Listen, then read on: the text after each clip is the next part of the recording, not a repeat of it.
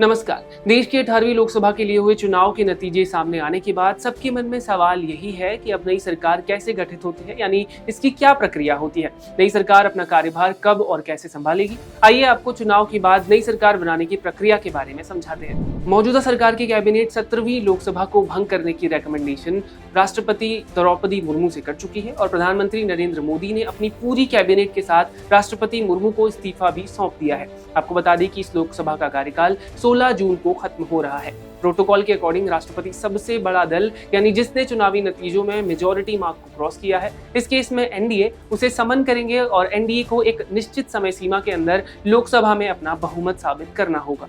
बहुमत साबित करना यानी बताना होगा कि गठबंधन के पास लोकसभा में बहुमत के आंकड़े या उससे ज्यादा नंबर्स हैं, यानी 272 या उससे ज्यादा नंबर्स में सीट्स हैं और हम इस नेता को अपना लीडर मानते हैं।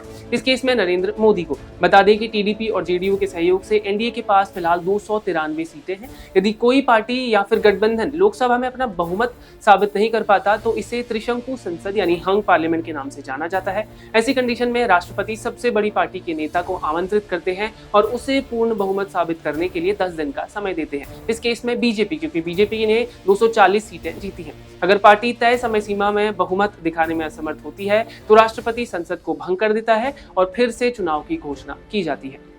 आज की बात करें तो प्रधानमंत्री नरेंद्र मोदी की लीडरशिप वाली बीजेपी के पास 240 सीट्स हैं और बहुमत के लिए बीजेपी को 33 और सीटें चाहिए। और इस बार ये सरकार एनडीए की सरकार बन रही है, जिसमें दो सबसे बड़ी पार्टियां नीतीश कुमार की जेडीयू और चंद्रबाबू नायडू की टीडीपी शामिल है, जिनके पास 12 और 16 लोकसभा सीटें अवेलेबल हैं। आपको बता दें कि मंत्रिमंडल के गठन के लिए एनडीए नेताओं की बैठकें भी जारी हैं और जल्द ही पोर्टफोलियो डिस्ट्रीब्यूशन किस तरह से किया जाने वाला है ये भी सामने आ जाएगा। मंत्रिमंडल के गठन के बाद इस न्यूली फॉर्म्ड गवर्नमेंट को अपना बहुमत साबित करना होगा और उसके बाद 9 जून को नरेंद्र मोदी और कैबिनेट मंत्री शपथ लेंगे और सरकार फिर अपने यूजुअल कामकाज शुरू कर देगी। कैसी लगी आपको इन्फॉर्मेशन, हमें कमेंट करके जरूर बताएं। धन्यवाद।